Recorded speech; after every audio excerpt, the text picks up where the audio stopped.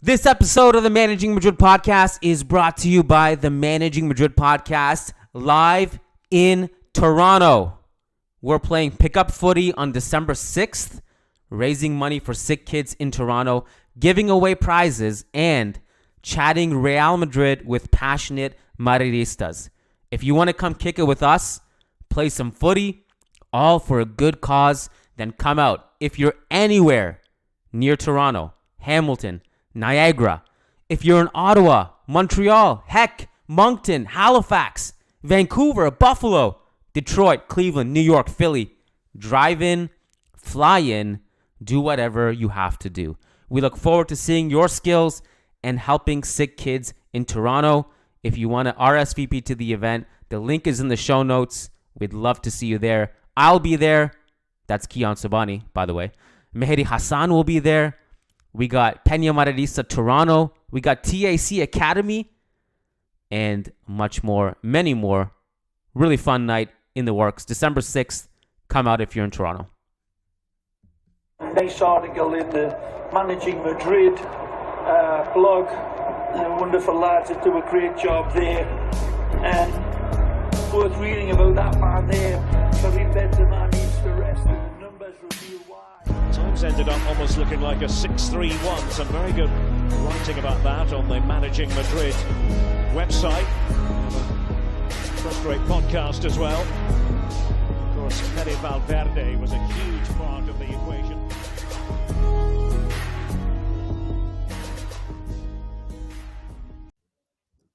Hello and welcome everyone to the Managing Madrid Podcast. This is your host, Kiyan Sobhani. It is October 25th.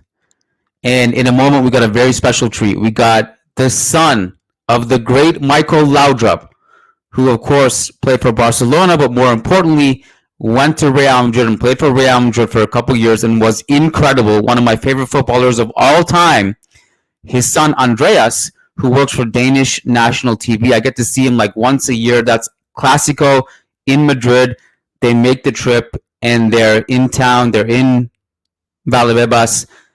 And I got a chance to speak to him for the podcast. That's coming up in a second. Before I dive into give my personal thoughts, because I just got back from Valdebebas, and I have some thoughts surrounding this whole Clasico thing, which apparently is a big thing that's happening tomorrow. I need to say this before I forget. This is very important for listeners, especially for listeners who like our show. The Clasico post-game podcast is only for members. Once a month, the biggest game of the season, the post-game show is only for members. So forgive me, we put Clasico as the biggest game of the month for October. So we're going to jump on live from the Bernabeu for our members. The link will be sent out if you're a member. You can join us live, or if you can't join us live, you get access to the actual recording. So please, I'm telling you now in advance, so you're not scrambling Saturday night, go to patreon.com/Managing Madrid. If Patreon is not accessible in your country, simply hit the memberships tab on the Managing Madrid YouTube channel. All right, that out of the way. That was just housekeeping. I needed to make sure you guys are aware of that. By the way, Lucas and I will be live on YouTube 1 hour before the game, live from the Bernabeu as well.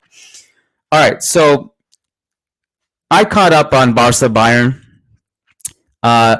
When I watched it live, I was in a bar, so I wasn't like sitting there and like analyzing it or thinking too deeply about it. Anytime the commentator made noise, I was looking at the screen, seeing what was happening, and then the rest of the time I was just basically hanging out with my friends. I went back through it this morning, and I believe it or not, I came away slightly more optimistic. Like if I had just seen the highlights and the score of Barca 4, Bayern 1, I would have been like, holy shit, these guys are unstoppable. And look, I'm not. This is not to discredit them at all. I think they've been incredible. Look at the numbers. I mean, if you had told me before the season started that October 25th, most goals scored in the league, Barcelona 33. And Real Madrid only scored 21. On top of that, and their defense is slightly worse than ours this season, but from a number standpoint anyway, cost-benefit analysis, they're extremely net positive in this regard because they score so many more goals than they concede. It's insane. Goal differential of 23 compared to Real Madrid's 14. If you had told me this season, at the beginning of the season, that by October Barcelona would be so much better offensively than Real Madrid, I would be extremely surprised. The other thing that would surprise me is that Lewandowski would have scored 12 goals in the first 10 games in La Liga. So that's one thing. We're not surprised by Lamine Yamal because we already knew how great he was. Rafinha, if you were paying attention, you would know how good he is. Last season, his numbers were low-key among the best creators in the Big Five leagues. This season, he's just in great form. So all that being said, Barcelona offensively look great right now. I think people like Marc Casado have come in and provided really good ball progression. Their entire front three is in form. Flick has done an incredible job. And I would have just been really surprised by those numbers. Now, if I were to kind of dial it back and not get carried away, because there were a lot of people today in Valdebebas, journalists, who really felt that Barca were the favorite. It was a very black and white thing for them. It wasn't like a nuance, okay, Clasico, form doesn't matter, Real Madrid are playing at home. Real Madrid just won 5-2 against Borussia Dortmund with by far the best half of the season. They closed that game out. No, it was more like a lot of these journalists actually felt it in a more black and white way, which is Barcelona are the favorites. Now, I don't see it that way, and I will get into why I think this actually somehow suits Real Madrid. Now, this is the best team Real Madrid have faced all season. Don't get me wrong. But I think there's a difference between facing the best team you faced all season and facing a team that stylistically and tactically actually might suit you. I mentioned this to Andreas, which is coming up in part 2 of this podcast, but I think, for example, while Barca are a better team than Dortmund or, I don't know, Atalanta or Atletico, and these are just random examples in part because these are like some of the teams we played. It's not like we faced like City or Liverpool yet, etc. But they're the best team we faced all season, including Atletico Madrid. However, we match up better against Barcelona than we do against Atletico Madrid. I don't think Barcelona, and this is not an opinion, this is actually fact, Barcelona have not played anyone as good or as quick as Vinicius and Mbappe with that high line yet. When I went back through the Barca 4 Bayern 1 game from a couple days ago, what I noticed was this. Yes, Barca were great in transition. Yes, they actually didn't need that much of the ball to do damage, although they did have their spells of possession. Yes, they were very, very dangerous attacking-wise. I thought Bayern let them off the hook with that high line. There were a few moments where actually, Kane, a heavy touch, he's in on goal if he doesn't miscontrol it. It's a breakaway. There were a lot of sequences where if Bayern just realized that how Barca were pressing, it was a pass to the wing back, like you pass it left to Davies, and then it's a pass to the winger who is now on a break. If we recognize how much damage we can do against this team just by playing it quickly to the fullback or to whoever is on, whoever's the one receiving the ball, whether it's Jude or Camavinga receiving the ball, the first outlet ball. If you can recognize how quickly you can get it through to Vinicius, this is a team that is ready to get punished. Now, I think one thing with Hansi Flick is that there's a few things that are true about him. One, it's that he's going to press aggressively. There is going to be no surprise whatsoever. Like, no one's going to be surprised when Barcelona inevitably, from the first minute of the game, come out all guns blazing, pressing aggressively, and bringing their line higher. And it's so high that the only reason I think it's not even higher is because it's not possible to be offside in your own half. I'm sure if that rule didn't exist, he would bring it even higher. So we know he's going to press aggressively. We know he's going to bring the line high. We also know that just because they have a high line doesn't mean it's a foregone conclusion that you can punish it, because he's very good at setting the offside trap, stepping up at the right time, and really ideally what they want to do is avoid having to do the offside trap to begin with, because the offside trap is in a lot of ways actually a bit of damage control last resort. The ideal situation for them, which is plan A, is to win the ball high up the pitch and suffocate you with a counter press. So for Real Madrid, it's absolutely vital that the first touch out of pressure, the first outlet ball, the movement between the lines is seamless. If you can escape that initial wave of pressure, you're in open water.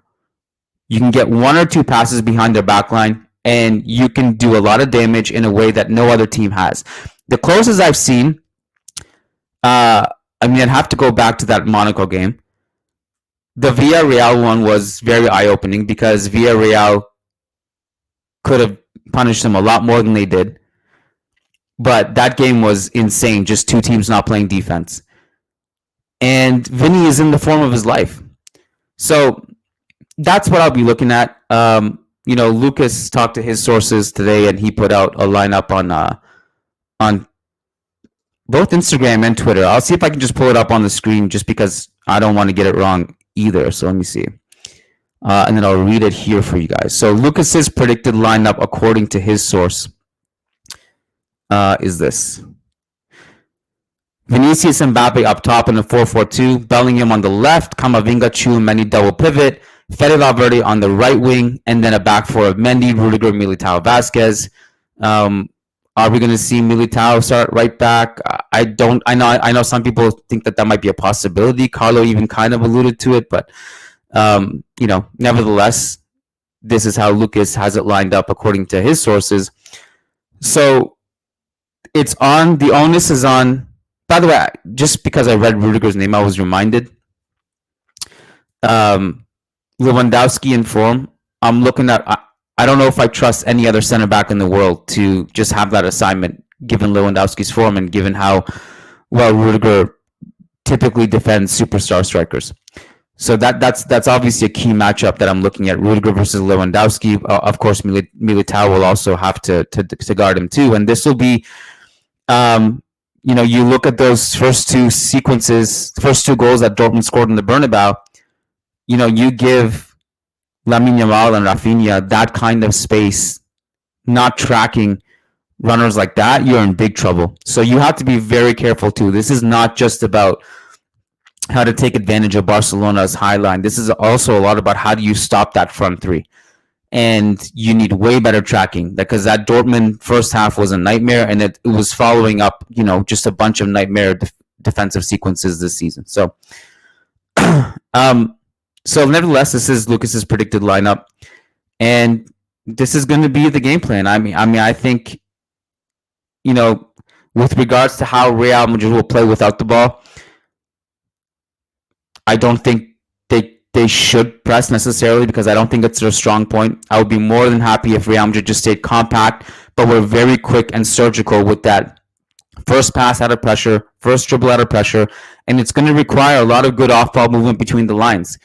This is where I think Camavinga and Jude really come in. As soon as Tchouaméni receives the ball deep, those two plus Fede need to be ready to receive the ball, and then you hit Vinicius and Mbappe. And the great thing about Vinicius and Mbappe is when you're playing against Barca, you can get away with overhitting some of those long balls to them behind the defensive line, because they're so quick to receive it. So again, long-winded way of saying that despite Barcelona being the best team we faced all season, I think they actually tactically match up against us better than like an Atletico Madrid.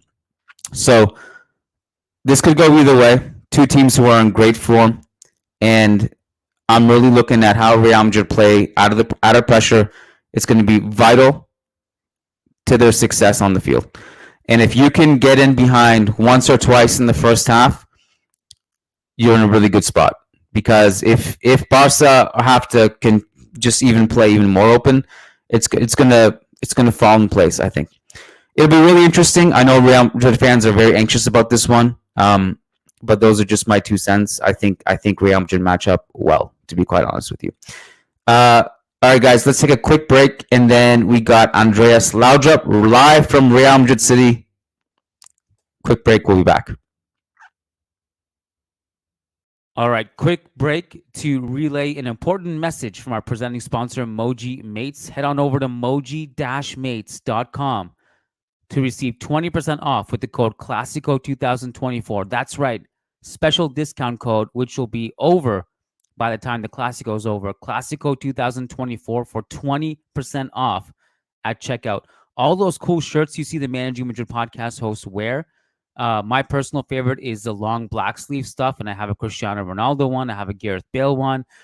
My kids, their favorite is Zinedine Zidane. They both have a pair of Zinedine Zidane France shirts. Look at this. There's so many cool things, so many shirts, every single legend you can imagine. Stuff for your kids, your parents, your wife, your husband, your brother, your sister, etc. They have Halloween stuff in stock right now. Go to moji-mates.com.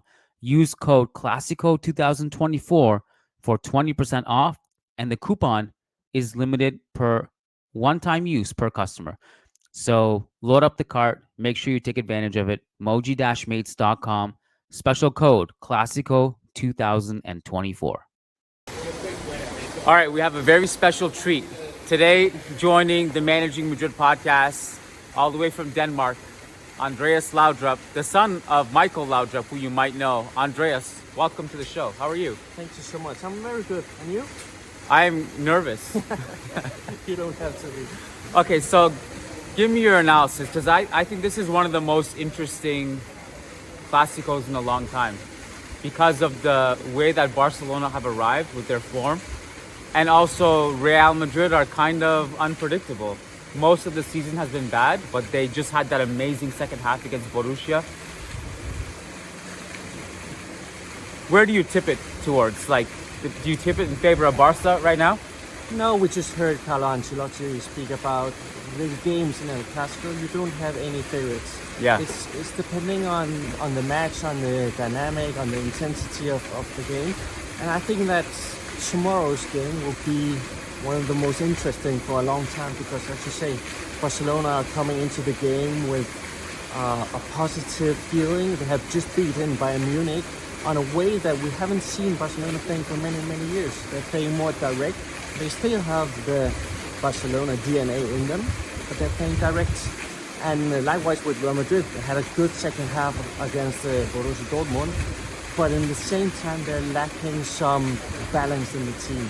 They have the individual quality in Mbappe and Vinicius, but at the same time, I'm still having this feeling that we haven't seen the best from Real Madrid, but maybe we'll see that tomorrow in the game. What is your take on the way that Barca play under Hansi Flick? With that high line, their defense, do you think they'll approach it in a similar way, or is it a little bit too risky to do that against Real Madrid tomorrow? I think we have seen in a couple of games now, also the Barcelona game against Alaves, where they kept the high defense line. They have had a lot of these offside traps. Yeah. Also against Bayern Munich, we also saw that the line was extremely high. But at the same time, I don't think that Barcelona have met two players like Mbappe and Vinicius. And when you have players from Real Madrid that have a vision like Modric, then the pressure from Barcelona has to be extremely low, because if Modric gets the time to look up, find the right ball in the depths to a player like Vinicius, like we saw against Celta Vigo, then Barcelona will have problems, and then they have to adapt to the game. But that's something that we have to wait to see until 5-10 minutes in the game, because of course Barcelona will try to go high in the first minutes, but if Real Madrid plays besides this pressure, then they have to adapt. So one of the things that is interesting about Hansi Flick is that he was like this with Germany and Bayern, that he has one plan. And so to me, I was talking to someone else about this just before we recorded, that in a lot of ways, while I think Barcelona is a better team than Atletico, for example, from a matchup perspective, Barcelona suits Real Madrid a little bit more, because Real Madrid hate playing against teams that are just compact and defensively secure. It's a lot of work to get through those defensive lines to break it, whereas their dream is to play against a team who gives them space, who lets, to dare Vinicius and Mbappe to run. Unfortunately, Rodrigo's injured, but to have that space behind the line should be, in theory, a dream. But I don't know, like in terms of the way Flick sets up his offside trap and the way he pressures you, that's the challenge, right? Of course, the pressure will be the different part in this game, because if Barcelona can pressure Real Madrid and Barcelona can steal the ball high on Real Madrid's pitch, they're of course closer to Lunin's goal. Yeah. But in the same time, you still have players like Modric that I assume will play tomorrow from the beginning, because he has the vision. He doesn't have to have 1 or 2 seconds on the ball. He can just get the ball, and when one pass, he can play behind the defense line. And then you have Vinicius and Mbappe. Nobody can run as fast as them. Probable XI was a player that I really, really admire, because he's good on the ball, but he's also fast. Yeah. But he's not as fast as Mbappe. Yeah. So I agree with you that tomorrow Real Madrid will have some opportunities that they have to take. But at the same time, we have seen Barcelona's pressure being at a very, very high level. So I think that will be the key in tomorrow's game, that which team can cope the opponent's qualities. Escaping pressure will be very key. Exactly. To survive that press, and because if you can escape the pressure, you'll have the space. But now we're only talking about Madrid's running in the depth. We can say the same thing about Barcelona. Yes. Because we have seen Rafinha, and again, I started the podcast saying that Barcelona are playing more direct. That we saw against Bayern Munich with the direct ball in the depth to Rafinha, and that is also something that Real Madrid needs to cope with. So we heard a little bit Carlo Ancelotti tease about maybe changing some things in tomorrow's game. In my opinion, maybe we'll see Militao as a right back, but we never know. What's interesting, because you mentioned Barca's attack, because you're right, we've only talked about Real Madrid's attack so far.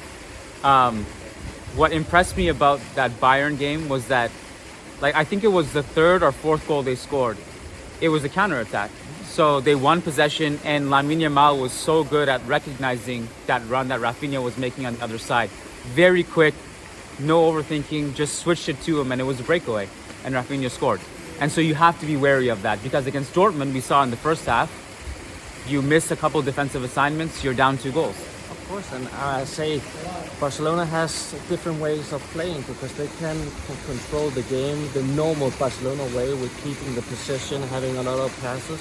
The game from Pedri against Bayern Munich was incredible, but they also have this different way of playing more direct, and that's the thing that Real Madrid needs to adapt to. Sometimes go high in pressure, and other times they can go into a low block, waiting to get these counter-attacks on, because again, Barcelona, they want to attack with a lot of people. We see Balde going high in the left, and that means that when Real Madrid gets the ball, they can go on these counter-attacks, and that is also one of the big things for Real Madrid, that they have world-class quality players in these counter-attack phases. One last question for you. Are you surprised that Real Madrid are struggling as much as they have been? Yes and no. When you say goodbye to a player like Toni Kroos, Yeah. you can't find a substitute for him. Yeah. You have to find different ways of coping with that loss, because Toni Kroos, for me, was one of the best players in controlling the game, dictating the tempo in the game, and that is something that Real Madrid lacks at the moment. But at the same time, they have different profiles. So Camavinga, Valverde, who has more dynamical playing style, that is something that they had to improve. But that's why I'm saying that tomorrow I will play with Modric, because he still has some of the same qualities as Toni Kroos, that he can dictate the tempo, he has the visions. But of course, when you say goodbye to Toni Kroos, you will struggle. You know who would be the perfect Toni Kroos replacement? Huh? Michael Laudrup. A little bit too old, but I agree.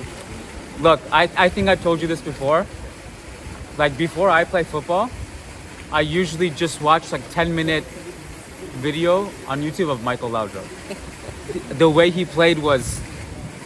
the thing is, people who watched him play know his greatness.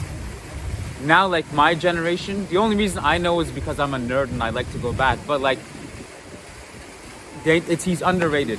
Like, we need to push out the Michael Laudrup agenda. He was so good on the ball. He was a visionary. His through balls, he's dribbling under pressure. Oh my God. But you know what his best quality is? Tell me. He's a good guy. He's a good guy. I mean, if he's like anything like you, I have no doubt. And of course, he also joined Real Madrid, so extra points, Michael Laudrup. Predictions? Do you want to get into that? I'm putting you on the spot here. Yeah, it's a big question. Yeah. I'm neutral, but I hope that we will see a great game with a lot of goals. So I will say 3-3. 3-3? Yeah. That's not easy on the heart, bro. All right, 3-3. If the game is 3-3 tomorrow, it's because of Andreas. He predicted it first. Thank you so much for your time. You're welcome. It was a pleasure.